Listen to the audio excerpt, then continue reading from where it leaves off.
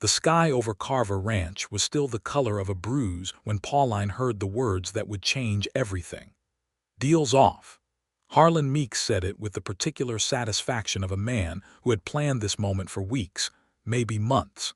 He stood at the head of the long pine table in the ranch's main hall, his hat still on his head despite being indoors, which told Pauline everything she needed to know about his intentions. Behind him, his two hired men blocked the doorway, their thumbs hooked into their belts with a laziness that was entirely theatrical. These men had not ridden 40 miles in the dark to be casual. "Deal's off," Meeks repeated, because he clearly enjoyed the sound of it. "Turns out, I found a better arrangement. Stockton over in Laramie will take my entire herd for $2 more per head, and he doesn't require me to trail them through your land easement. So you see, Miss Carver, I don't need your father's signature, and I don't need your pasture rights, and I certainly don't need whatever it is you rode out here to offer at." He pulled out a pocket watch and made a show of consulting it. 5:47 in the morning. Pauline Carver stood absolutely still. She was 24 years old, 5 feet and 6 inches of concentrated purpose, with dark auburn hair she'd pinned at the back of her neck before riding out in the dark, and eyes the precise green-gray of sage after rainfall. She had spent the last 3 weeks drafting the contract that Harlan Meeks was now casually discarding. She had ridden through a storm to get here before sunrise because her father had told her the window was closing. And she had arrived to find the window not merely closed but bricked over. What Meeks did not know, and what made the moment considerably more dangerous for him than he understood, was that Pauline Carver had not come with a single contract. She had come with 3, but she let the silence stretch, because silence was also a negotiating tool, and she had learned from the best. Her father, Thomas Carver, had built the Carver Ranch through 30 years of careful dealing, and he had taught his only child that the person who speaks first after a shock has already ceded the high ground. So she stood in Harlan Meeks's front hall at 5:47 in the morning with her riding gloves still in her left hand, and she let the man enjoy his moment, and she watched his eyes. She watched them flicker to his hired men. She watched them flicker to the door. She watched them settle on her face with something that was trying to be contemptuous but had a thin wire of uncertainty running through it. And then she smiled, and Harlan Meeks made his second mistake of the morning, which was to take that smile as concession. But she had not yet played her hand, and the man standing just outside the door, the man she had met only 4 days ago under circumstances that were complicated and strained, and that she was still not entirely sure how to classify, had not yet stepped inside. Frederick Keene had his back against the outer wall of Meeks's house, arms folded, watching the horizon lighten over the Wyoming territory and turning over in his mind the very specific way that Pauline Carver had said, "Wait outside," when they'd arrived. Not a request, a tactical deployment. He'd been ranching cattle since he was 19, managed 3 separate drives from Texas to the Montana railheads, and had never once been deployed as a reserve force by a woman who had just shown up at his campfire 4 days prior asking if he knew Harlan Meeks's grazing schedule. He had said yes because he did, because he had spent the better part of 6 months working Meeks's outer range before a disagreement over wages had ended that arrangement. He had not said he was available. She had not asked if he was available. She had asked what he knew, and while he was answering, she had apparently decided that he was coming with her to Meeks's ranch at dawn, and somewhere in the next 30 minutes he had agreed to this without quite understanding when the decision had been made. That was 4 days ago.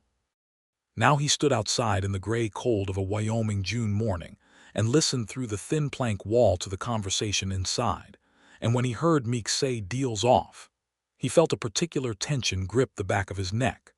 Not because the deal mattered to him. It didn't, or at least it hadn't, 3 hours ago, but because he had spent 4 days riding alongside Pauline Carver and watching her work, and he had developed in that time an extremely protective feeling about her plan succeeding. He told himself this was professional. A man liked to see a job through properly. He told himself this as he heard the smile in her voice when she finally spoke. "Mr. Meeks," said Pauline from the other side of the wall, "you appear to be under the impression that I rode 40 miles in the dark to beg you to honor a contract. I want to set your mind at ease. That is not what I'm here for." Frederick Keene unfolded his arms. He leaned forward very slightly, toward the wall, and listened. To understand how Pauline Carver came to be standing in Harlan Meeks's front hall at dawn with 3 different contracts and a cattle expert waiting outside, it was necessary to understand what had happened to Thomas Carver in the middle of May. Thomas Carver had fallen. Not in any metaphorical way, though the metaphorical consequences were considerable. He had fallen from a hayloft ladder on the 14th of May, 1882, and had broken his right leg in 2 places, and the traveling doctor who had come out from Cheyenne had been very clear that Thomas Carver was not walking unassisted until at the earliest September, and that if he attempted to ride a horse before then, the doctor would wash his hands of the entire matter. Thomas Carver had 2 full-time ranch hands, both of them good men, but neither of them was Pauline. He had always known this. He suspected that somewhere in the past decade, as he taught his daughter everything he knew about cattle breeding and grazing rights and contract law and the particular social architecture of Wyoming territory business, he had effectively been training a replacement for himself. He had told himself he was preparing her for whatever husband she eventually chose. He had believed this less and less as the years passed. When he fell, he was in the middle of negotiating what would have been the largest cattle sale in Carver Ranch's 30-year history. 340 head to Harlan Meeks, to be trailed north to the Union Pacific Rail stop at Rock Creek, at a price of $11 per head that Thomas had spent 3 weeks negotiating up from Meeks's opening offer of $8.25. The deal was supposed to close on the 21st of May. Thomas fell on the 14th. On the 15th, Pauline sat at her father's bedside with a notepad and pencil and wrote down everything he could tell her about the negotiation. On the 16th, she rode to Cheyenne and spent 4 hours in the office of a land and commerce attorney named Wallace Briggs, who was old enough to remember the gold rush and had contracted language tattooed into his memory like scripture. On the 17th through the 23rd, she rewrote the original contract 3 times, adding provisions about water easement, grazing path rights, and a penalty clause for renegotiation after formal agreement that had not been in Thomas's original draft. On the 24th, she sent the contract to Harlan Meeks by rider. On the 31st, Meeks's rider returned with the contract unsigned and a note that said Meeks needed more time to review. Pauline had read that note twice and then filed it in the stack of evidence she was already building, because a man who needed more time to review a contract he had already verbally agreed to in principle was a man who was shopping alternatives. She had been right, and she had been ready, and none of this explained Frederick Keene. Frederick Keene explained Frederick Keene, and he had arrived, as significant things often did, at the worst possible moment. The night of June the 3rd, Pauline was camped at Willow Creek Crossing, 2/3 of the way to Meeks's property, traveling alone because her ranch hands were needed at the spread, and because she genuinely preferred to work alone. She had a good horse named Caesar, a bedroll, a Winchester Model 1873 rifle, and her saddlebag full of documents. She was eating beans from a tin and reviewing her notes when she heard hoofbeats. She had the rifle in her hand before the rider cleared the tree line. The rider stopped at the edge of the firelight with his hands raised, which was sensible. He was a large man on a dark bay horse, somewhere in his early 30s, with 2 weeks of beard and trail dust on everything he was wearing. He had a Colt single-action Army revolver at his hip and a bedroll behind his saddle and the general appearance of a man who had been traveling for a while without a particular destination. "I'm not here for trouble," he said. "I smelled the fire and I haven't had a hot meal since Tuesday." "It's Thursday," Pauline said. I'm aware, he said. She studied him for a moment. She was not a woman given to recklessness, but she was also not a woman given to fear, and there was something in the way he'd stopped his horse and raised his hands before she'd even shown the rifle that told her he was a man accustomed to being careful around people with reasons to be cautious. That suggested a history of working in places where caution was mutual. "There's enough in the pot," she said. "Stay on your horse until I say otherwise." "Yes, ma'am," he said, with no sarcasm that she could detect. She asked him questions while she decided whether to pour the extra beans or pitch the pot at him, depending on his answers. His name was Frederick Keene. He'd come up from Colorado, been working a ranch in the Laramie Valley for the past year, and had recently had a difference of opinion with his employer about wages and had parted ways. He was headed north toward the Montana Territory, where he'd heard there was work. "You know this territory?" she asked. "Reasonably well," he said. "Worked Meeks's outer range for 6 months before Laramie." She poured the beans. Dismounted slowly, tied his horse to a tree at what she considered a respectful distance from her own horse, and sat across the fire from her. He ate with the focused gratitude of someone genuinely hungry, and he did not speak while he ate, which she considered a point in his favor. When he was done, he said, "You're heading to Meeks's spread." It was not a question. She had already known he was observant. "I am," she said. "You're Thomas Carver's daughter," he said. "I've heard of your father's ranch." "Good reputation." "My father is currently confined to a bed with a broken leg," she said. "I'm handling the deal." Frederick Keene looked at her across the fire for a moment. Not the look that men sometimes gave her, the speculative or dismissive or surprised look, something more considered than any of those. "Meeks is trying to slide out of it," he said. She felt a very specific interest sharpen in her chest. "What makes you say that?" "Because I know how Meeks operates," Frederick said. "He agreed to your original price and then something shifted and he's been stalling. He does this. He finds out an alternative, and then he manufactures a reason to say the original deal fell through on the other party's end, so he doesn't owe any renegotiation penalty." Pauline set down her tin. "I added a renegotiation penalty clause." Frederick Keene looked at her again with that careful, measuring expression. "Did he sign with that clause included?" "He hasn't signed yet," she said. "That's why I'm going to see him." "He won't sign with that clause," Frederick said. "He'll say the clause is unreasonable and use it as grounds to invalidate the whole offer." "Unless," Pauline said, and she was already thinking, already 3 steps ahead of where she'd been 60 seconds ago, "he can't afford to have that be the version of events that people in Cheyenne hear about." Frederick Keene was quiet for a moment. "You have something on him?" "I have a great deal of information," Pauline said carefully, "about the state of Harlan Meeks's water rights, his grazing agreements with 2 neighboring ranches, and a particular arrangement he made with the territorial government surveyor last spring that may not hold up well to scrutiny by the land office in Cheyenne." The fire crackled. An owl called from somewhere in the cottonwoods along the creek. "You've been preparing for this," Frederick said. "Since my father fell," she said. He nodded slowly, and there was something in his expression then that she did not have a name for immediately, but that she would think about later in the dark, when she was supposed to be sleeping. "You could use someone who knows Meeks's operation," he said. "The grazing schedules, the water sources, which of his hands are loyal and which are working there because they have nowhere else to be."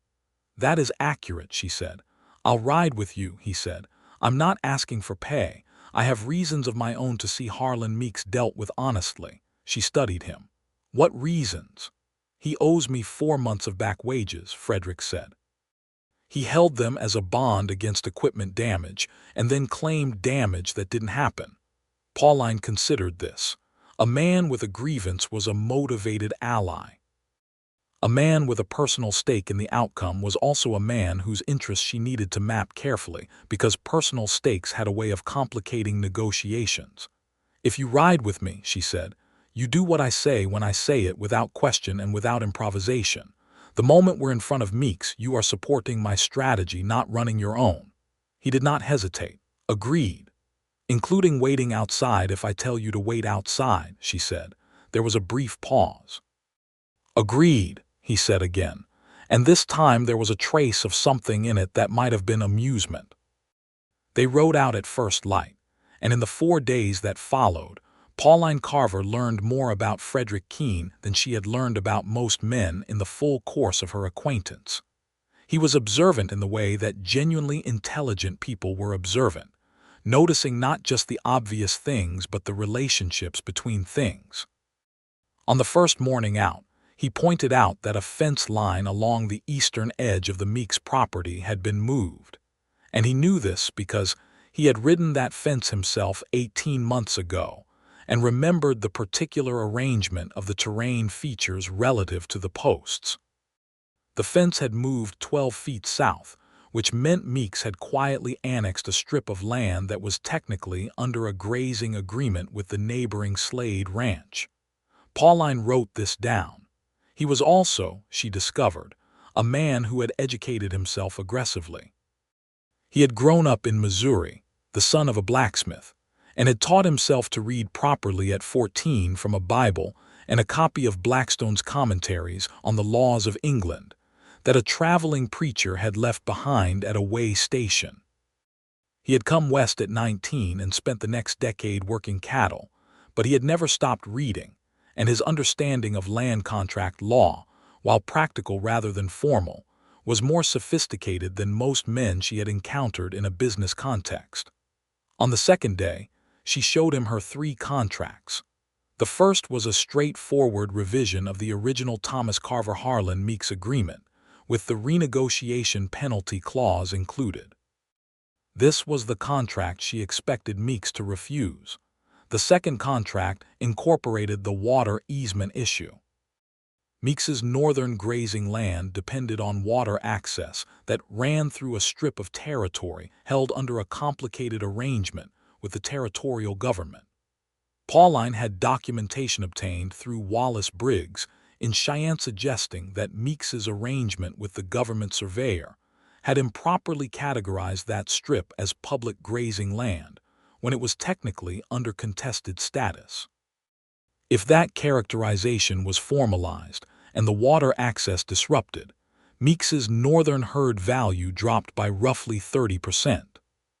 The second contract leveraged this, offering a slightly lower per-head price in exchange for a guaranteed written access easement across Carver land that would give Meeks a secure alternative water route for his northern range.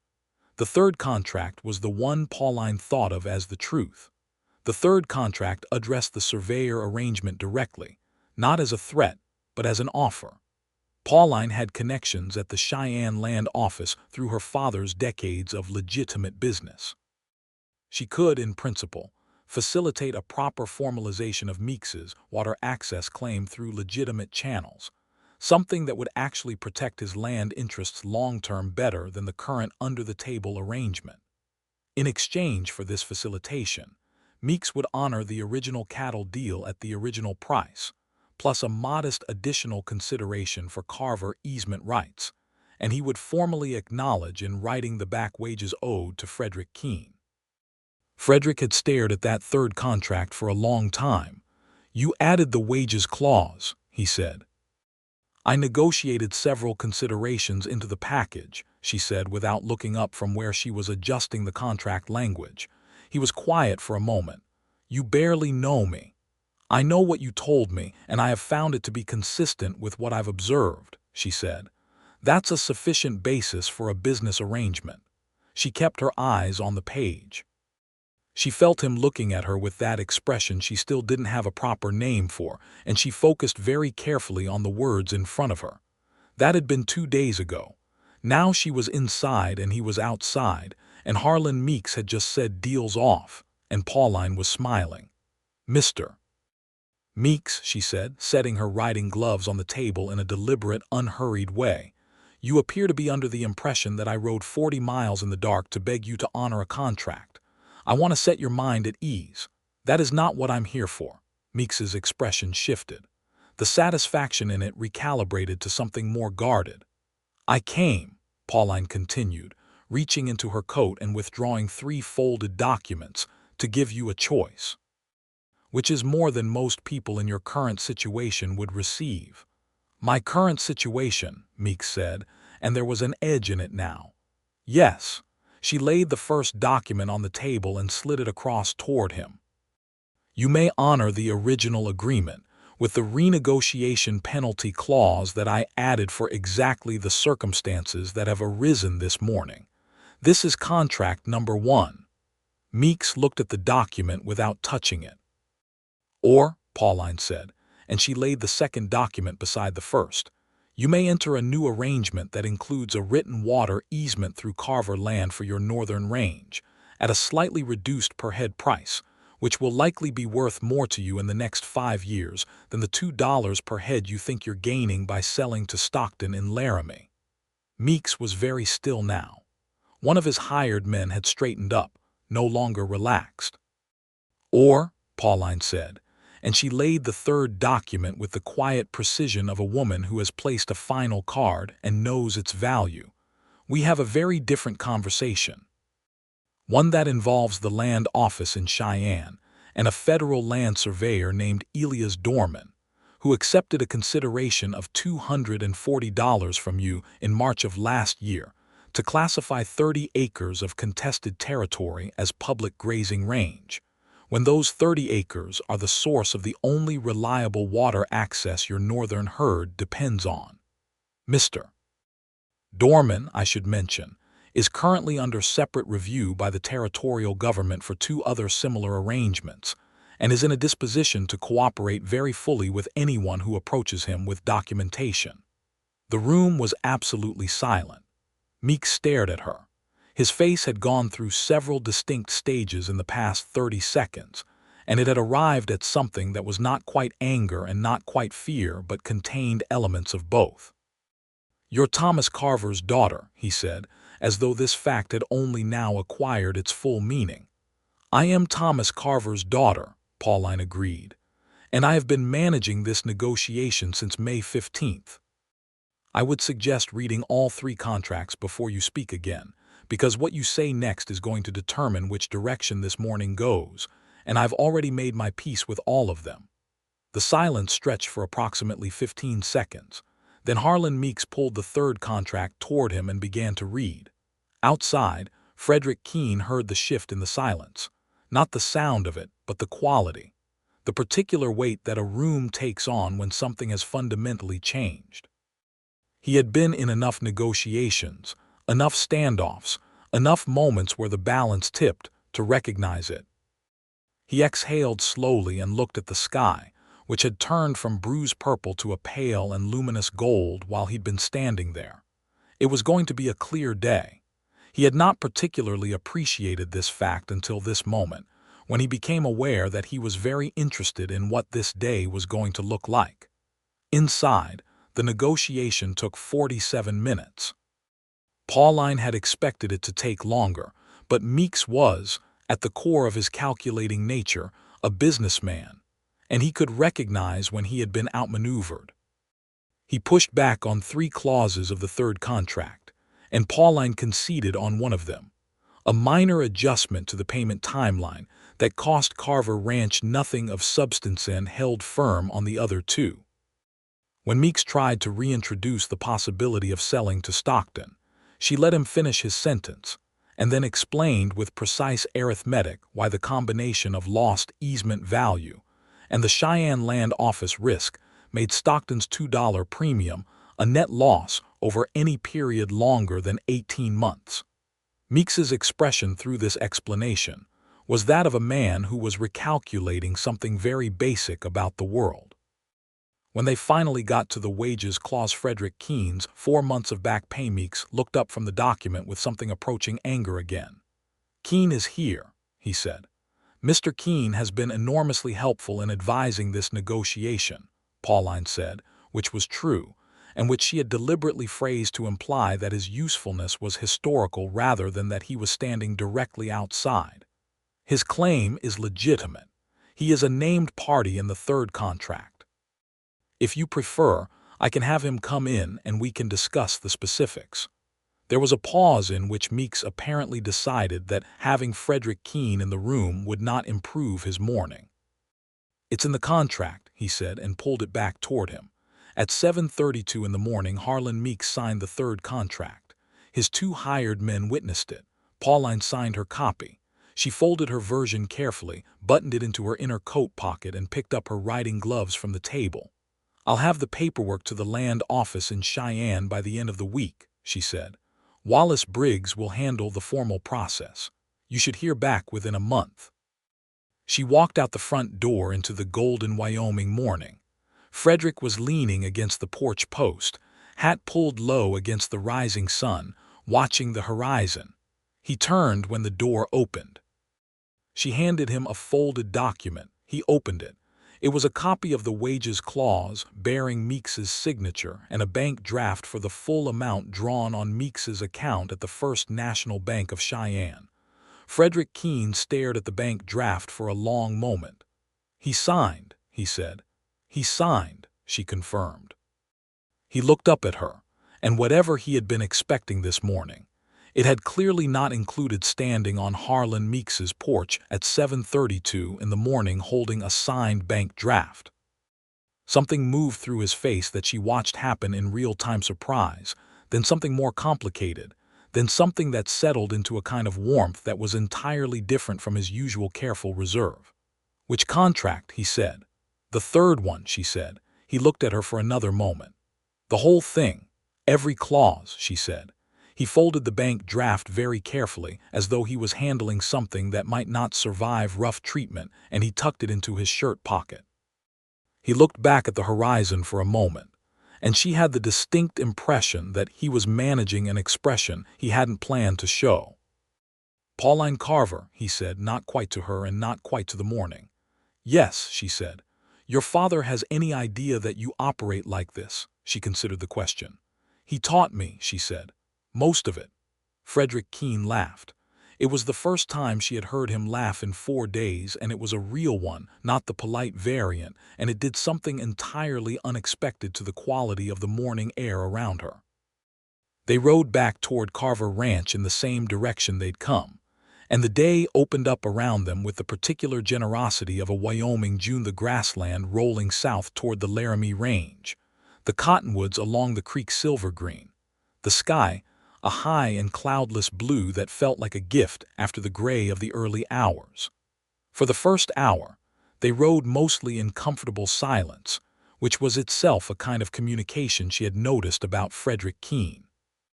He was not a man who filled silence with noise. He used it. At the mid-morning rest, when they watered the horses at the creek crossing where they'd first met 4 days ago, he said, "What do you do now?" "I take the contract to Cheyenne," she said. "File the paperwork, make sure the land office process is initiated properly, and then I take the signed cattle agreement back to my father and we arrange the drive." "Who leads the drive?" he said. "Your father can't ride." She had been thinking about this. "I have 2 hands I can hire additionally." He was quiet for a moment, watching Caesar drink. "I'm good with cattle drives," he said. She looked at him. "I know," she said. "I've heard you describe 3 of them in significant detail over the past 4 days." "I wasn't applying," he said. "I know you weren't," she said. "But the answer is yes if you want the work." He looked at her with the expression she had been accumulating definitions for since the first night at the campfire. She had 4 definitions now, and they were all adjacent to each other, and together they described something she was being careful about. "I want the work," he said. She nodded and swung back up into the saddle. They reached Cheyenne on the afternoon of the following day, having pushed hard through the heat of the afternoon, and camped at a well-traveled way station, where there were 2 other parties stopping for the night, and the proprietor's wife served supper at a common table. Frederick paid for both their suppers, doing it quietly enough that she almost didn't notice. And when she did notice, she gave him a look and he met it steadily and said nothing, which meant he had no interest in discussing it, which meant she would have to table the response until she had a clearer sense of what she wanted to say.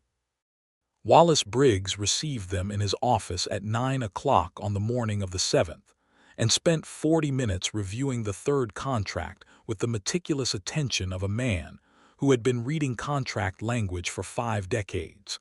He found nothing wrong with it. He asked 3 questions about the doorman surveyor situation and was satisfied by all 3 answers. He agreed to initiate the land office process and said he expected formal acknowledgement within 3 weeks. On the way out of Briggs's office, Frederick said, "He was impressed." "He was satisfied," Pauline said. "Wallace Briggs has a high bar for impressed." "He asked me while you were getting your coat who had drafted the water easement language," Frederick said. "And when I told him it was you, he said, 'That's language I'd have written. That's high bar enough.'" Pauline did not answer immediately. She stepped out onto the Cheyenne Street, which was busy in the mid-morning way of 1882 frontier towns freight wagons, a party of cattlemen coming out of the hotel, 2 women in good dresses crossing toward the dry goods store, a group of cowboys from one of the northern ranches hitching their horses outside the saloon with the resigned air of men who had been traveling and intended to stop. "Wallace Briggs taught me a significant portion of what I know about contract language," she said.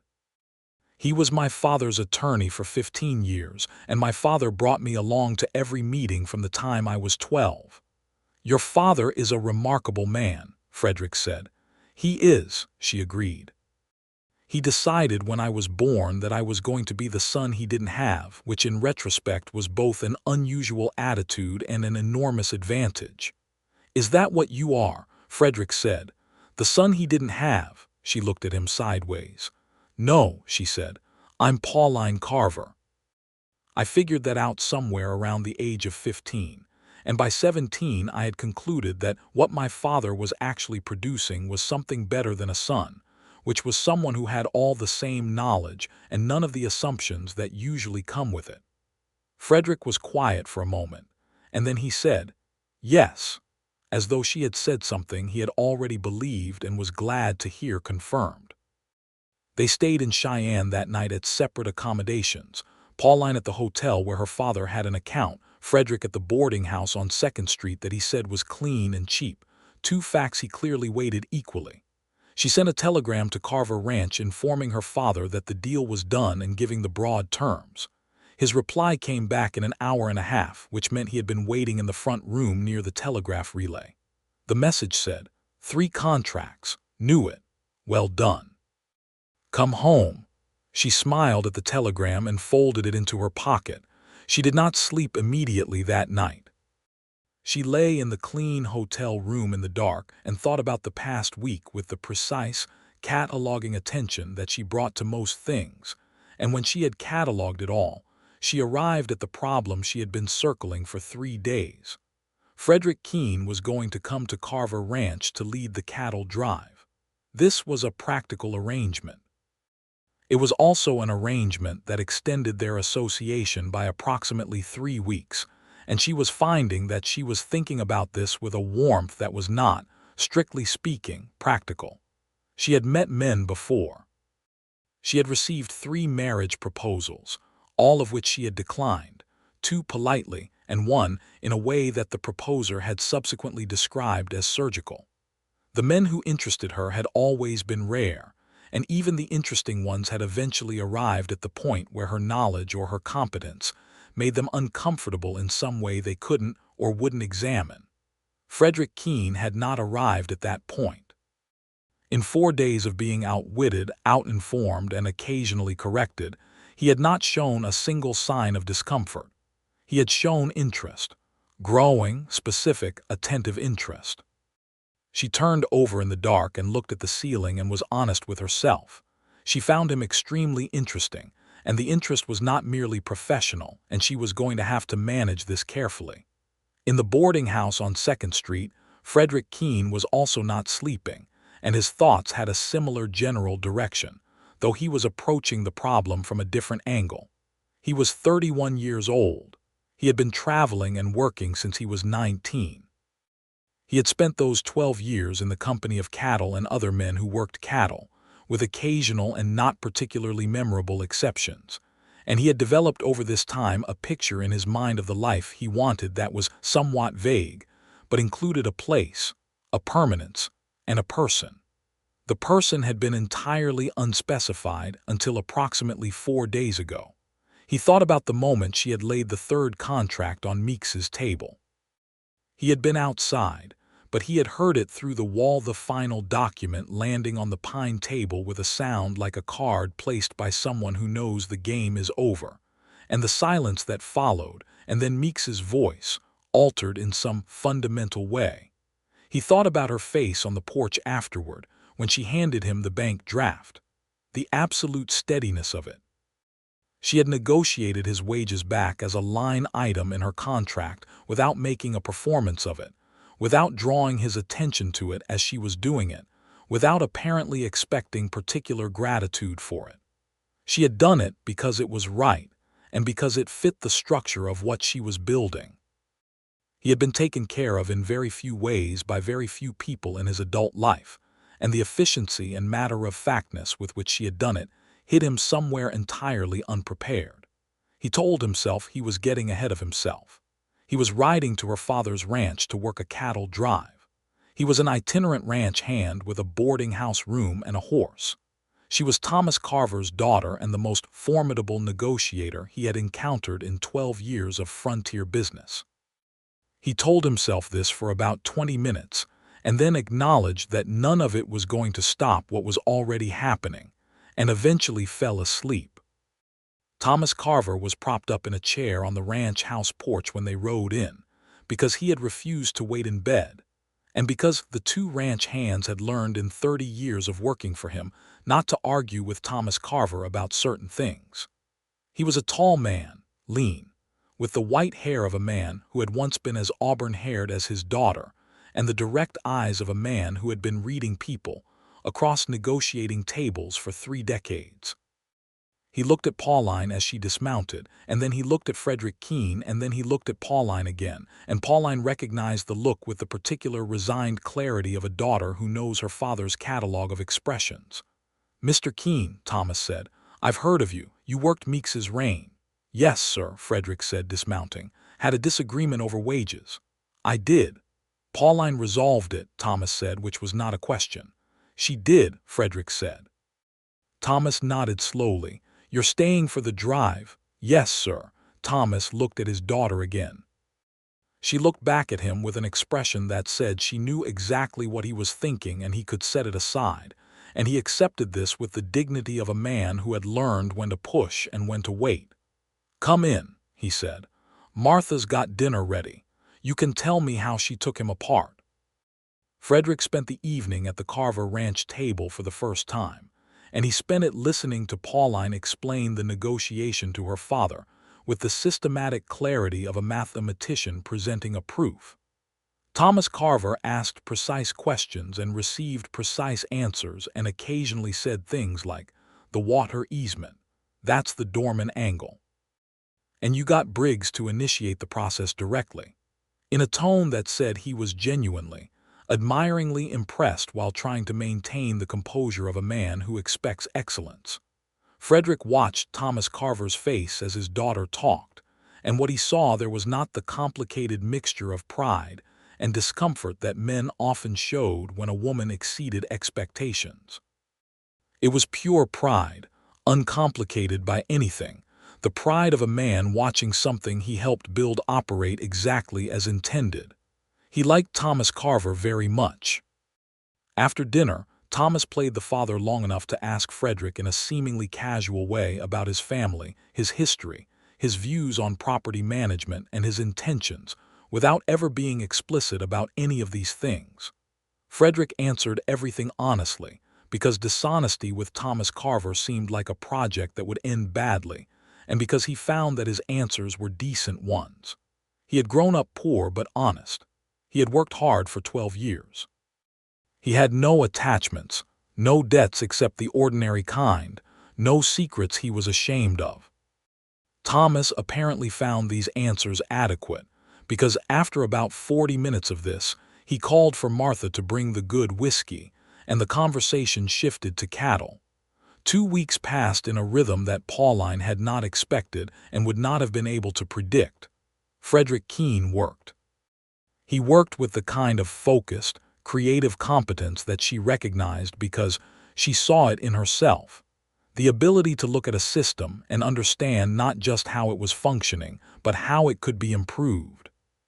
He reorganized the Carver Ranch's grazing rotation in the first week, identifying a stretch of south pasture that had been underutilized because of a fence placement that blocked efficient movement, and proposed a simple solution that both ranch hands, Pete and Archie, adopted with the unsentimental enthusiasm of practical men encountering a practical improvement. He was also unfailingly good with her father, which she watched with attention. Thomas Carver was not an easy man to be good with when you were physically incapacitated and intellectually restless. He was used to being the most informed person in any conversation, and being confined to a chair was producing in him a particular edge of frustration that could manifest as sharpness. Frederick seemed to understand this without being told. He brought Thomas into decisions. He asked his opinion on the drive route and the staging schedule. He reported to Thomas at the end of each working day with enough detail to give Thomas the experience of oversight without making it feel like obligation. "He's smart," Thomas said to Pauline on the 9th day, when Frederick was out checking the north fence line. "Yes," she said. "Where did a man working cattle in Wyoming territory get that kind of intelligence?" "He taught himself," she said, starting with Blackstone's commentaries at 14. Thomas was quiet for a moment. "Blackstone," he said. "At 14, she confirmed. Thomas looked at her. "How long has he been here?" 9 days, she said, which was not the question he had asked, and they both knew it. "Right," Thomas said in the tone of a man filing information. The drive started on the 22nd of June and ran 11 days north to the Union Pacific Rail stop at Rock Creek. Frederick led it with a calm efficiency that Pauline had by this point come to recognize as his baseline.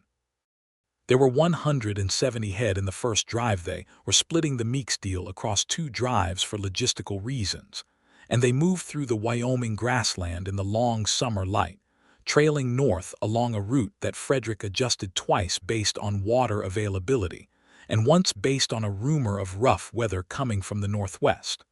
Pauline rode on the drive. There was no reason for her not to. She could ride as well as any of the hands, better than Archie if they were being honest about it, and she knew the land.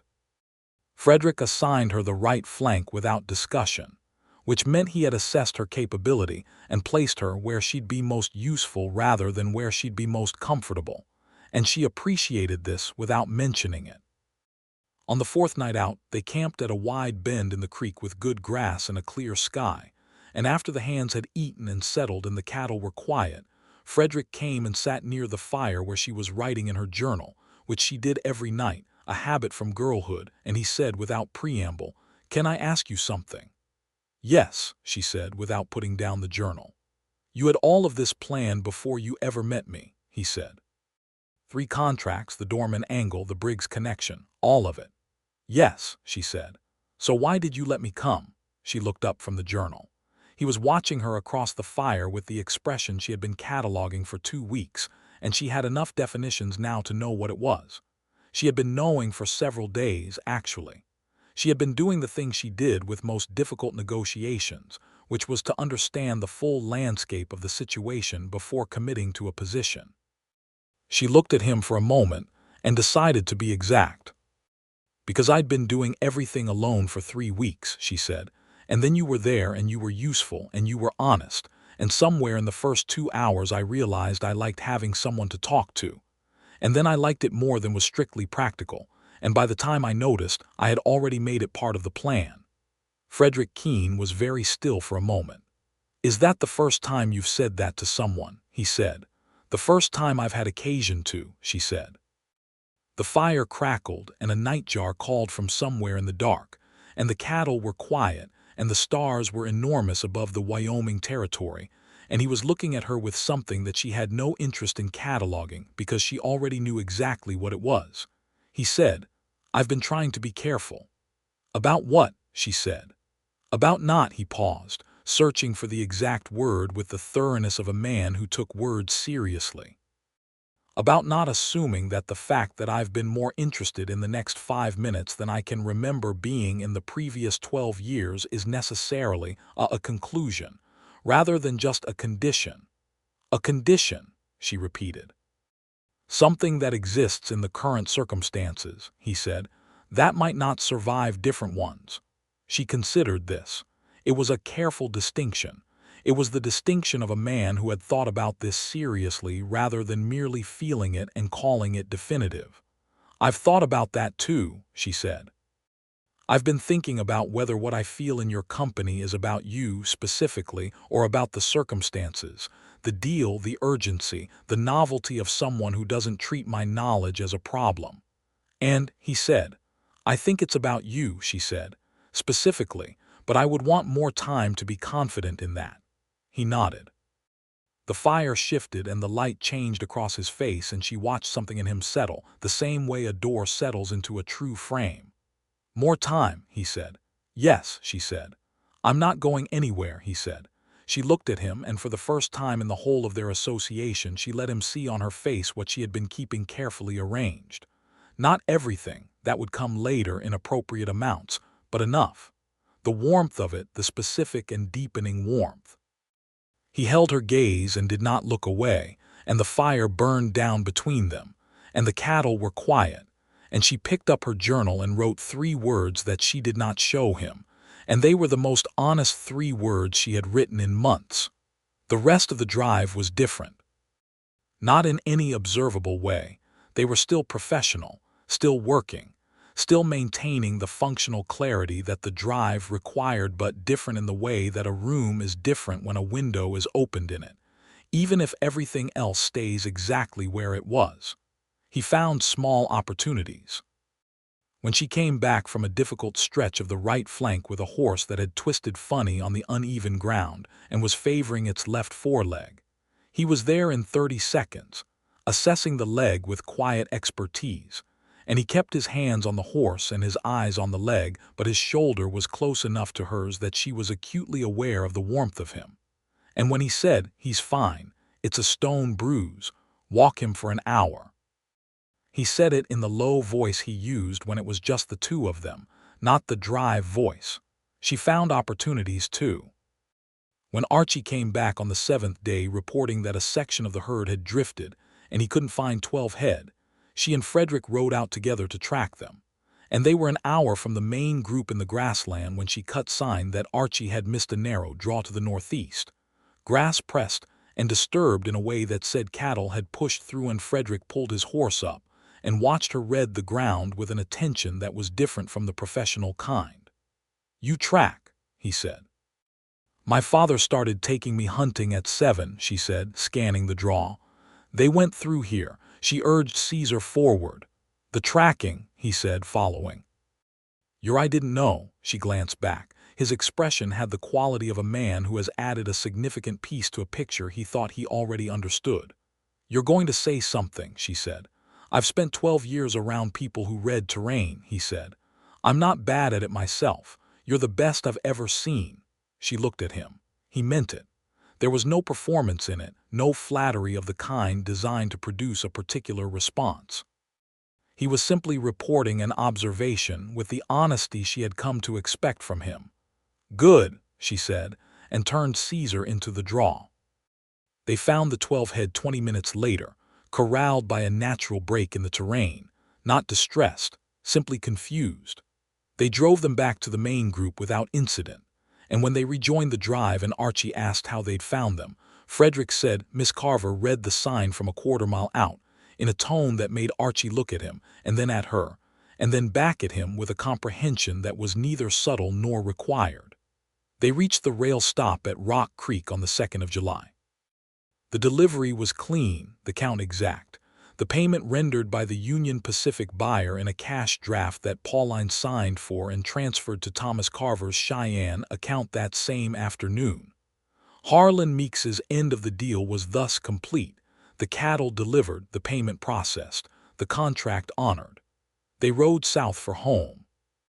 On the second day of the return journey, just the two of them and the two ranch hands, with the July sun hot on the grassland and the mountains distant and blue to the west, Frederick said, "I'd like to talk about what comes next." "The second drive is in 3 weeks," she said. "Not the drive," he said. She looked at him. He was watching the trail ahead. "I've been thinking about what you said," he continued, "about wanting more time to be confident. I want the same thing, and I've been thinking about how to arrange that." "Arrange it," she said. "I'd like to stay on at Carver Ranch," he said, "beyond the second drive, officially, as I would want your father's agreement and your agreement, as the ranch manager. There's work enough for it, and I believe I could do it well," and he paused, "and it would provide the time." She was quiet for a moment, watching the trail. "That is a practical solution," she said. "It's meant to be a practical solution," he said, "and also something else." "Also something else," she said.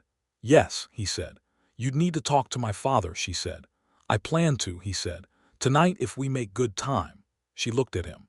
"You've already made up your mind." "About staying," he said. "Yes, have you?" She looked at the road ahead, and at the mountains, and at the particular way the light fell across the grassland in the full heat of a Wyoming July afternoon, and she thought about the past 3 weeks with the precise and honest attention she brought to everything that mattered. "Yes," she said. He did not say anything, but something happened in the line of his shoulders that she had learned to read, and she looked at the road ahead and allowed herself to feel the warmth of it without cataloging. Thomas Carver was in better spirits when they returned. He had graduated, against the doctor's orders and with the resigned assistance of his ranch hands, from the chair to a cane, and was moving around the property with the determined mobility of a man who has decided that 3 months of sitting still is approximately 3 months more than he is prepared to tolerate. The leg was healing. The doctor had been brought back for a check and had pronounced himself cautiously optimistic, and Thomas himself was pronouncing himself thoroughly vindicated, which was not quite the same thing but could not be easily argued with. That evening, after dinner, Frederick asked to speak with Thomas privately. Pauline did not listen at the door. She sat in the front room with her journal and wrote the account of the drive with the systematic attention she brought to documentation, and she was aware of the low voices from Thomas's study for approximately 40 minutes, and she did not look up when Thomas's voice rose once and then lowered again, and she was still writing when Frederick came out. He met her eyes across the room. His expression was level. He said yes, Frederick said. She looked at him for a moment. "To the ranch manager position." "To all of it," Frederick said. His words were, and I'm reporting them accurately, "I had a read on you 4 days in, son. Took you long enough." She looked down at her journal and smiled at the page. "That," she said, "is very much my father." The months that followed were the kind of months that Pauline would later think of as the time when the shape of her life became clear to her, not in the dramatic way of the Meeks negotiation, not in a crisis, but in the daily accumulation of small certainties. Frederick ran the ranch with the same quiet efficiency he brought to everything. He was good with the hands, with the animals, with the land itself. He had a gift for seeing what a piece of land needed, where the fencing should be improved, where the water distribution was inadequate, which pastures needed to rest and which were underused. And he had the willingness to do the physical work alongside the hands rather than above them, which was something Pete and Archie responded to with the uncomplicated loyalty of men who respected competence. He and Pauline worked alongside each other in the way that two people do when they are genuinely compatible in their methods, sometimes dividing the work cleanly, sometimes overlapping, and finding that the overlap produced something better than either had arrived at separately. She handled all the contracts, the land office communications, the business correspondence. He handled the operations, the livestock management, the infrastructure.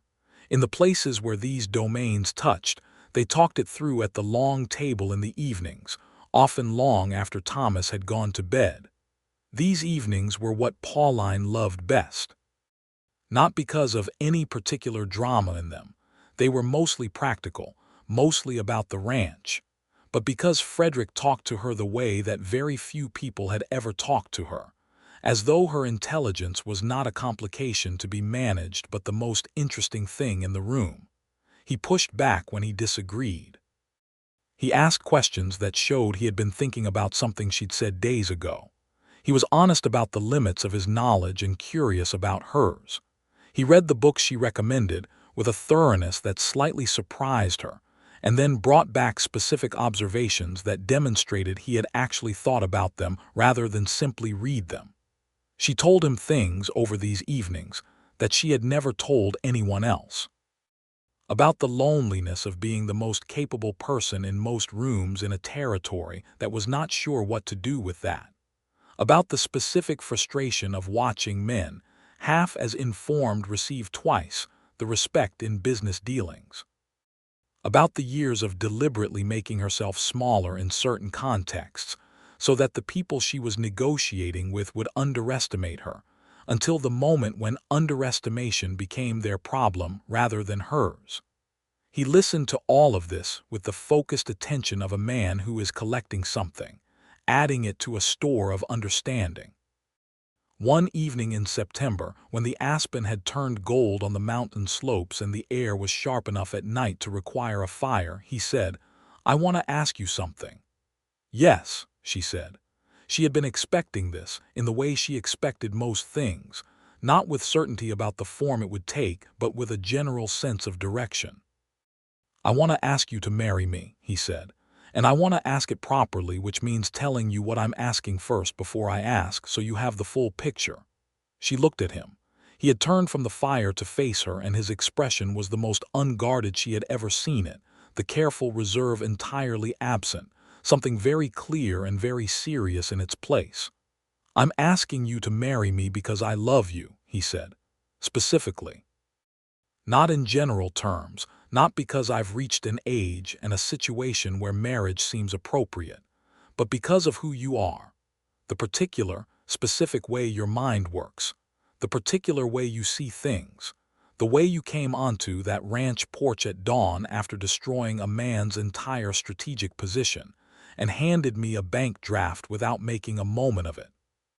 Because of the tracking in the draw, and because of Blackstone's commentaries, and because of the 3 contracts, and because I have been more myself in the past 3 months than I have been in 12 years of trying to figure out what myself means." Pauline was very still. "I don't have a great deal to offer," he continued in the same level tone. "I have my skills and my work and my honest character as far as I'm able to assess it. I would want to build something here with you that belongs to both of us and eventually to," he paused, "to whoever comes after us.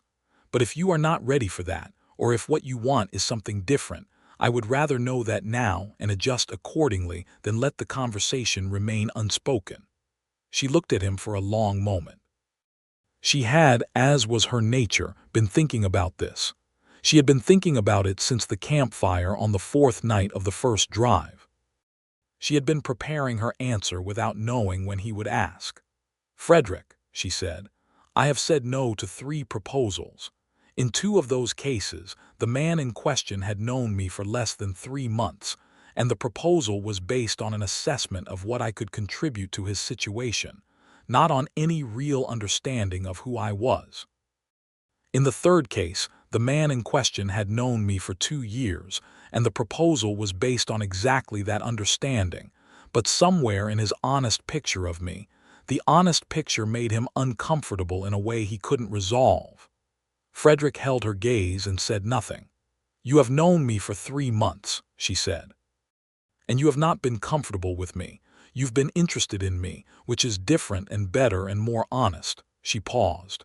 "Yes," she said, "I will marry you, with the understanding that I am always going to be exactly who I am." "I know," he said. "That is precisely why I asked." They were married in October, in the small Methodist church in Cheyenne, with Thomas Carver standing at the end of the aisle on his cane. He had promoted himself from cane to minimal cane ahead of the doctor's schedule and Pete and Archie, and a collection of Cheyenne business associates in the pews, and Wallace Briggs, who had not expected to be moved and was visibly moved, in the 2nd row. Pauline wore a dress that she had ordered from the dressmaker in Cheyenne, a deep blue-green wool with a fitted jacket that she had specified herself, because she was not a woman who left fabric decisions to other people, and she was objectively correct about what suited her. Frederick wore his good coat and a new shirt, and he had shaved precisely, and he looked at her when she came down the aisle with an expression that left very little ambiguous. Thomas Carver shook Frederick's hand after the ceremony and held it for a moment and said, "Take care of her," and Frederick said, "She doesn't need me to take care of her," and Thomas said, "I know." "Take care of her anyway," and Frederick said, "Yes, sir." Thomas Carver laughed, which he did not do often, and said it was the correct answer. They settled into the ranch, all three of them, Thomas in the house he had built 30 years ago, Pauline and Frederick in the east wing that had been unused since the ranch's early years, and that they spent November and December making their own. It was not a large space, but it was theirs, and Pauline approached the making of it with the same systematic creativity she brought to everything, so that by December it was warm and well-arranged and full of books, and the particular things that two people accumulate when they are paying attention to each other. The winter was deep that year, the kind of Wyoming winter that tests ranches and the people on them. There were 2 weeks in January when the temperature dropped below anything reasonable, and the cattle had to be brought in from the northern pasture, and the water troughs froze 3 times daily. Frederick worked those weeks with a focused endurance that Pauline watched with a particular kind of pride, not the pride of ownership, nothing like that, but the pride of seeing someone she had chosen prove themselves under conditions that proved things. She worked alongside him. She was not a woman who watched from the window when there was work to be done. Pete commented once, in a voice he probably thought was quiet enough, that he'd never worked a ranch where the owner's family pulled like this, and Archie said, "That's because you haven't worked the right ranches," which was not strictly logical but contained enough truth to stand. In February, Pauline knew she was pregnant before she was certain of it, which was typical of her relationship with information. She formed a working hypothesis and then gathered evidence. She told Frederick on a Tuesday evening in the second week of February after dinner, when Thomas had gone to bed and the fire was low and the wind was moving around the east wing with its usual winter voice. She said, "I think we're going to have a child. I'm about 6 weeks, I believe, and I've been watching the pattern and I'm sufficiently confident that I wanted to tell you." Frederick looked at her, and what happened on his face was the most unguarded thing she had ever seen on him, something complete and immediate and full, like sunlight reaching a room that has been waiting for it. He said her name, just that. Pauline. She looked at him and let herself feel the full weight of the moment, the good weight of it, and he crossed the room and took her face in his hands with the careful tenderness of a man who is trying to hold something that contains the whole world. And he kissed her forehead and then her mouth, and the fire burned, and the wind moved around the house, and she felt, with the certainty she reserved for things she had examined completely, that she was exactly where she was supposed to be. Thomas was informed the next morning at breakfast, and responded with a controlled and dignified joy that lasted approximately 90 seconds before he abandoned dignity entirely, and spent 20 minutes asking questions about her health and the doctor's availability, and whether they had thought about the name situation, which led to a conversation about names that lasted through breakfast and well into the morning, and which ended with no particular resolution, but a general understanding that the names would be decided when they were needed. The land office in Cheyenne finalized Harlan Meeks's water access claim in March, through the proper channels that Wallace Briggs had processed, which meant that Meeks's northern range was now on a secure legal footing for the first time in 3 years. Meeks sent a note to Carver Ranch that was not exactly grateful, but was as close to grateful as a man of his temperament could get, acknowledging that the arrangement had been handled correctly. Pauline filed it and considered the matter complete. The second Meeks cattle drive, which had been delayed from fall due to weather, was completed in April by Frederick and the hands, with Pauline staying at the ranch. Not because she was fragile, which she was not, but because the timing made it more practical, and because Thomas's leg, while healed, was not fully suited to an emergency, and she preferred to be available if something came up. Something did come up, though not the kind she had planned for. On the 12th of April, a man arrived at Carver Ranch on a lathered horse with a letter addressed to Thomas Carver from a land agent in Laramie named Cornell, whom Pauline did not know but whose name she recognized from her father's correspondence files. The letter was from Cornell's estate. Cornell had died in March, and it was being delivered by his former associate, and it contained a document that Cornell had been holding in trust at Thomas Carver's request for 11 years. Pauline brought it to her father's study and sat while he read it. Thomas read it twice, and then he set it down on the desk and looked at it for a long moment. "What is it?" she said. "It's the original deed to the eastern section," he said. "The 40 acres along the creek that we've been holding under a disputed claim." Pauline knew the 40 acres. She had known them all her life. The dispute had been a legacy of a poorly drawn boundary from the original territorial survey in the 1860s, and it had created a cloud on the title that Thomas had been trying to resolve for more than a decade. The eastern section was some of the most productive land on the ranch, with reliable creek access and a natural shelter formation that was ideal for winter cattle. "He found evidence," she said. "He found the original surveyor's field notes," Thomas said, "from 1869. The boundary marker was placed incorrectly by 800 feet, and the original notes confirm our claim." Pauline was on her feet and had the letter in her hand and was reading it before she quite decided to do so. The document was genuine. She could see it. Cornell had been thorough. The field notes were certified. There was a chain of custody document, and there was an accompanying analysis from a land surveyor in Denver confirming the interpretation. The 40 acres were unambiguously Carver land. "This needs to go to the land office," she said, "immediately, before anyone else with a competing interest finds out that Cornell is dead and his files are unprotected." Thomas looked at her. "Cornell's associate, the man who brought this, is waiting in the yard," she said, "and I haven't given him anything except water and a chair, which I'm now revising to also include money, because I need him to go back to Laramie tonight and confirm to Cornell's office that this document has been received and is being properly processed, and that no copies leave their possession." She was already at her father's desk, pulling paper. Thomas Carver watched his daughter draft 2 letters simultaneously, cross-referencing the Cornell document, and felt the specific satisfaction of a man who knows he has raised something exceptional. "You know what this land is worth," he said. "Yes," she said without looking up. "It doubles the value of the east section's water access," he said. "I know," she said. "Frederick will want to hear about this," he said in a tone that was entirely neutral. She looked up. "Frederick will hear about it when he gets back from the drive," she said. "Tomorrow evening. In the meantime, I'm going to write to Wallace Briggs tonight and have this in the Cheyenne land office by Monday."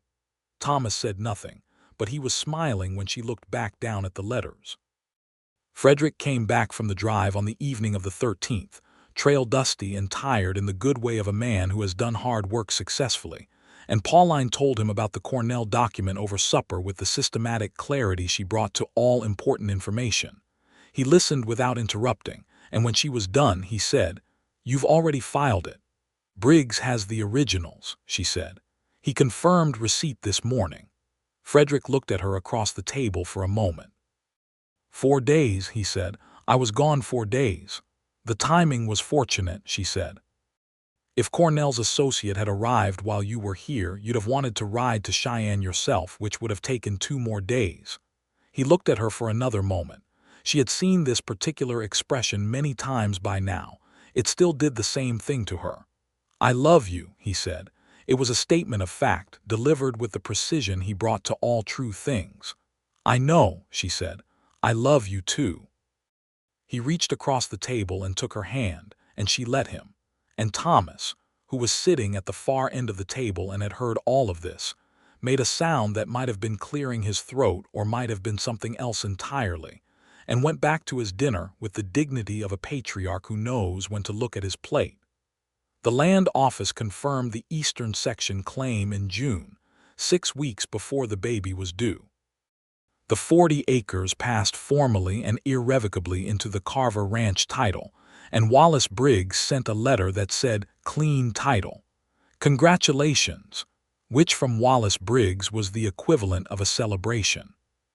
The baby arrived on the 28th of July, 1883, in the middle of a thunderstorm that had been building all day over the mountains and broke over the valley at exactly the moment when things were becoming most urgent, which Pauline later said she felt was appropriate from a dramatic standpoint. The baby was a boy.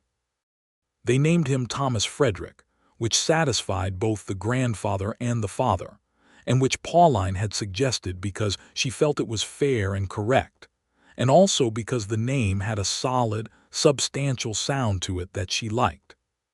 Thomas Carver held his grandson for the first time with the particular and extraordinary care of a large man handling something entirely new and precious, and he looked at the baby for a long time without speaking, and then he looked at Pauline and at Frederick and he said, "He has your eyes," to Pauline, "and he has your hands," to Frederick, and both of these things were true.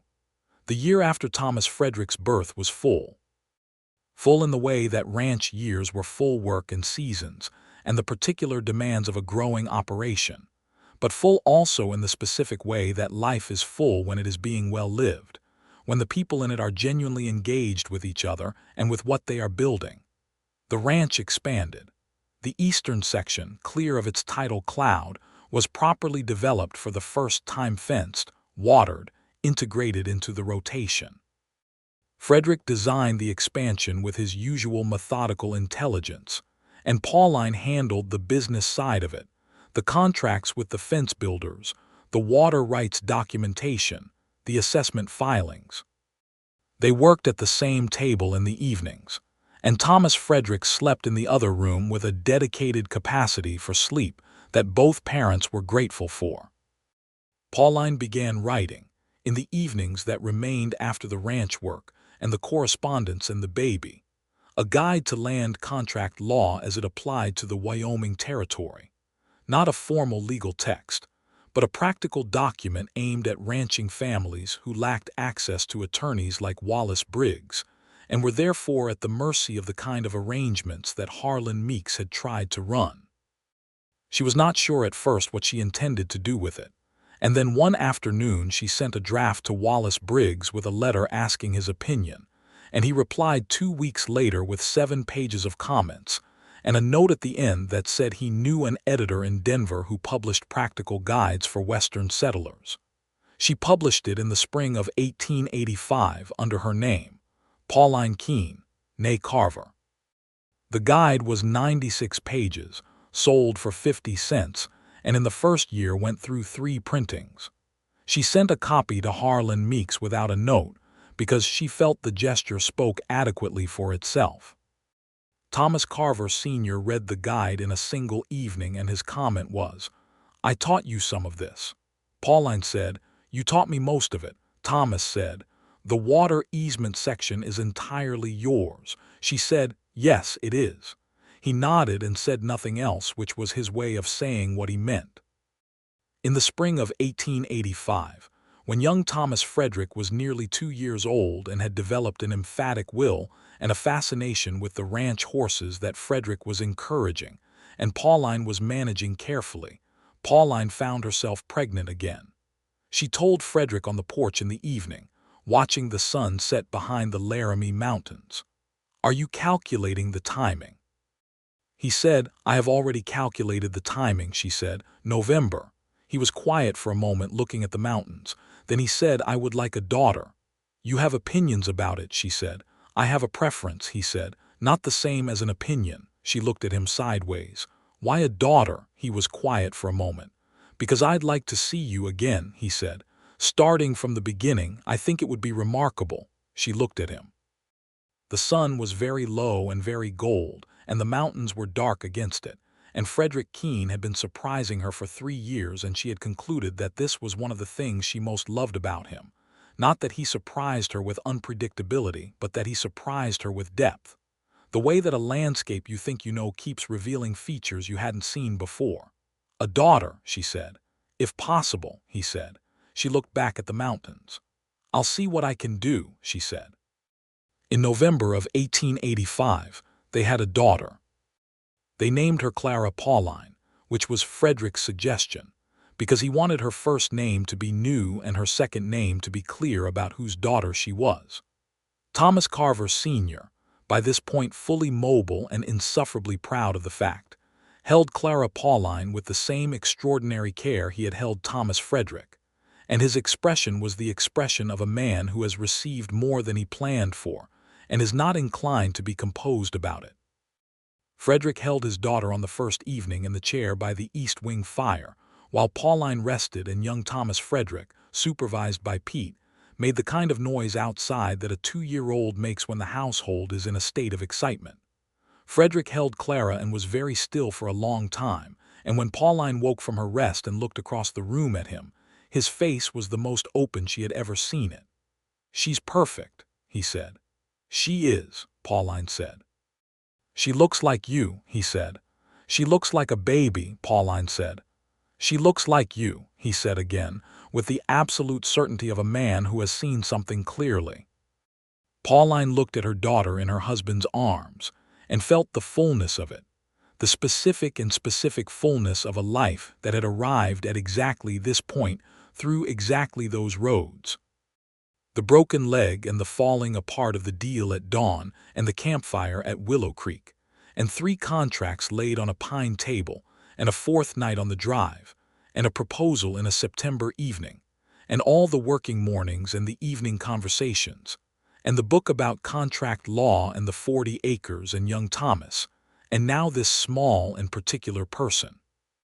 She thought about the morning she had ridden to Harlan Meeks's ranch in the dark, and what she had been then capable and determined and effective and alone in the ways that mattered most, and she thought about what she was now, which was all of those things and also this. The ranch continued. The years found their rhythm.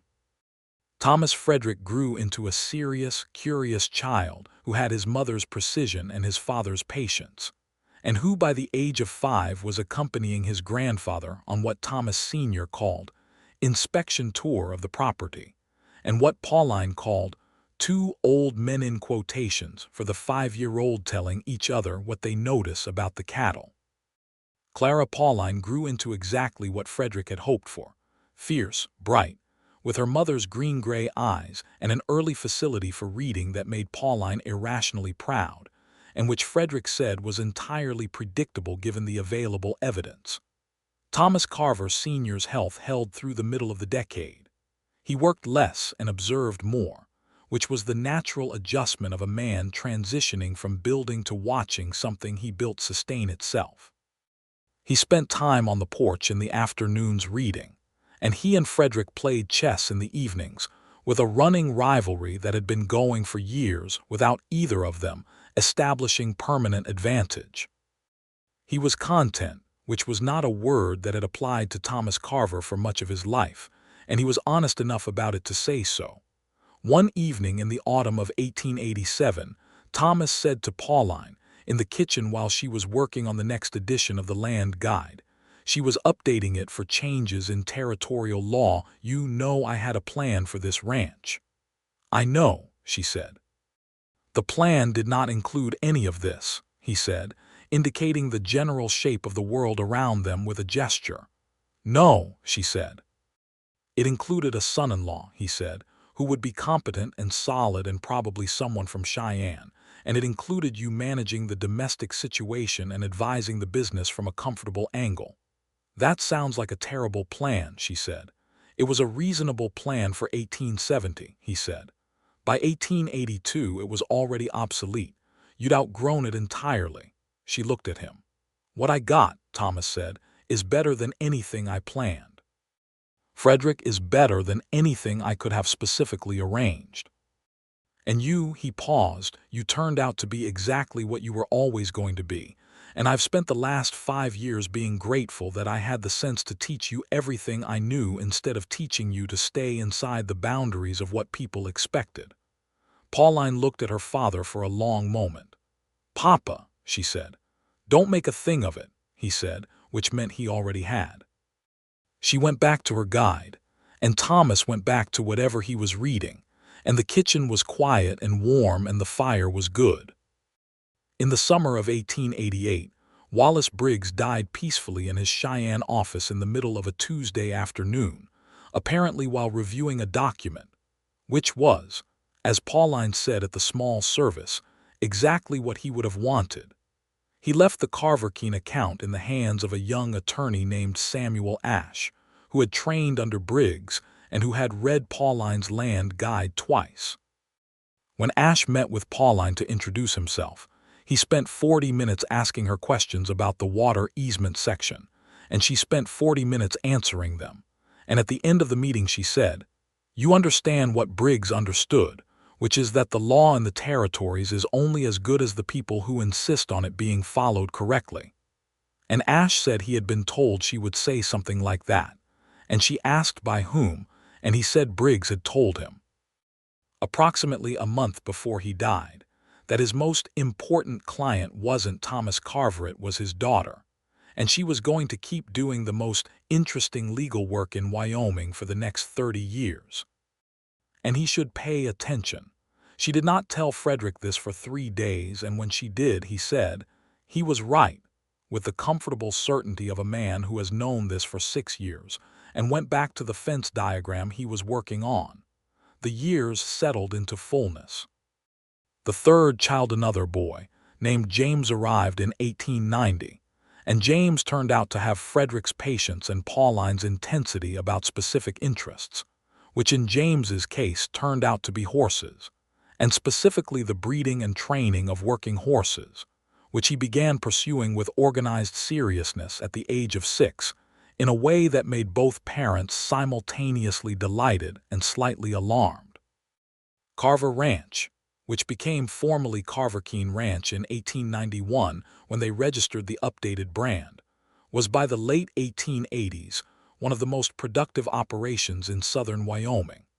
Not the largest, they had no interest in being the largest, but well managed, properly documented, legally clean in every particular, and known among the business community in Cheyenne as the kind of operation whose word was its contract and whose contracts were impeccable. Pauline's Land Guide went to a 5th edition in 1892, updated again for the changes following Wyoming statehood in 1890. Wyoming was the first state to grant women full suffrage, a fact that Pauline received with a satisfaction that she felt was appropriate and overdue. She spoke about the guide in Cheyenne at a gathering of ranch operators in September of that year, the first time a woman had spoken formally at such a gathering, and she spoke for 45 minutes without notes and received from the assembled ranchers, who were not a sentimental or easily impressed group, something that could only be described as genuine respect. Frederick attended this event. He sat in the 3rd row and listened to his wife speak with the absolute attention of a man hearing something important. When she finished and the room responded, and she stepped back from the podium with the same straight-backed composure she had brought to Harlan Meeks's front hall a decade ago, Frederick looked at his hands for a moment, and then looked at her making her way back down the aisle of the room, and he felt, as he had felt on a Wyoming porch at 7:32 in the morning in 1882, the specific and focused certainty of a man who has found the right thing.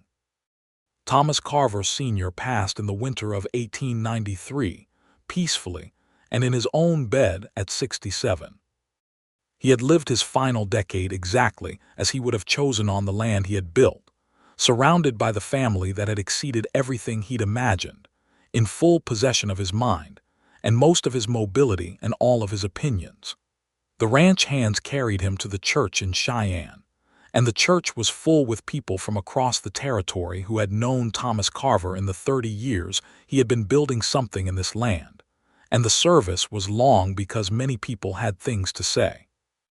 Pauline spoke last, and she spoke about what her father had understood, that knowledge passed honestly is the most permanent thing a person can leave behind, and that he had passed everything he knew to her without reservation, and that she was going to spend the rest of her life making sure it kept moving forward. She did not cry at the service. She cried in the evening, in the east wing that she and Frederick had made their own 12 years ago, sitting on the edge of the bed, and Frederick sat beside her and held her hand and said nothing, because there was nothing to say that was better than silence and presence, and he had always known this. She cried for a while, and then she stopped and she said, "He was proud of you." Frederick said, "He was proud of you." She said, "Both." He said, "Yes." She leaned her head on his shoulder and he held her, and outside the Wyoming winter was large and cold and beautiful, and the ranch was quiet, and in the rooms down the hall Thomas Frederick at 11 and Clara Pauline at 8 and James at 3 were all asleep, and the fire was good. The ranch survived the severe winter of 1886 had already taught them a great deal about preparation. The winter of 1893 was hard but manageable, and Frederick had spent the preceding autumn implementing measures learned from the hard years. The herd came through with minimal losses. The spring of 1894 was excellent, good rains, early green, the first real abundance after the grief of the previous winter. By the time Pauline turned 37, she had a legal practice that was not formally a legal practice. She was not an attorney, but was effectively the most reliable source of land contract guidance in the southern part of Wyoming state, and she had a shelf in her study with 5 editions of her guide and a correspondence file that ran to 3 boxes and included letters from ranching families across 3 territories and 2 states. She had a husband who was, at 41, exactly the man he had been at 31, but with a decade more of ease in it, the ease of a man who has found his place and knows it, and 3 children who were each extraordinary in their particular ways. She had a partnership. This was the word she had arrived at over the years for what she and Frederick were, not in the diminishing sense in which the word was sometimes used, as though partnership implied less than love, but in the full sense of it. They were partners the way that a well-built structure was a partnership between its materials, distinct, individual, each necessary, together capable of something that neither was alone. On the evening of their 12th anniversary in October of 1894, Frederick came in from the last fence walk of the day and found her at the table in the east wing where she was always at the table, working on the 6th edition of the guide. He stood in the doorway for a moment. "Do you remember," he said, "you told me about a woman you were afraid you were becoming, the one who made herself smaller so that people would underestimate her?" She looked up. "I remember. Is she still there?" He said. She considered this for a moment with the honesty she had always brought to self-examination. "No," she said. "I think she's been gone for quite a while." "When?" he said. "Think," she said. "It was somewhere around the 3rd contract." He smiled. It was the real one, the one that reached his eyes. She had learned every variant of it in 12 years and never stopped finding this one, the particular ease of it, the depth of it remarkable. "Come to bed," he said. "The 6th edition can wait." She closed the guide. She looked around the room that they had made together, at the books and the fire and the good things accumulated by people who had been paying attention for 12 years. She thought, with the fullness of someone who has looked at their life and found it true, about a porch at dawn and a bank draft and a campfire and 3 contracts, and the specific, irreducible luck of being exactly who you were in the moment when the right person was paying attention. She rose from the table and crossed the room toward her husband, who was watching her with the expression she had never bothered to finish cataloging, because she already knew everything she needed to know. And in the Wyoming night outside, the land was quiet, and the cattle were settled in the southern pasture, and the mountains were enormous and cold and permanent against the stars, and the ranch that had begun as Thomas Carver's 30-year dream and had become something larger and more particular stood in the darkness exactly as it was meant to stand, rooted, true, and full of light. Pauline Carver had renegotiated the whole contract. And what she had ended up with was not anything that had been in any of the original terms. It was better. It was the thing no contract language could capture, the particular rightness of a life built with someone who saw you completely and chose you because of everything they saw. She had been a rancher's daughter when she rode into Harlan Meeks's front hall at dawn with the whole game already planned. She was still all of that. She was also this, and she would not have changed a word.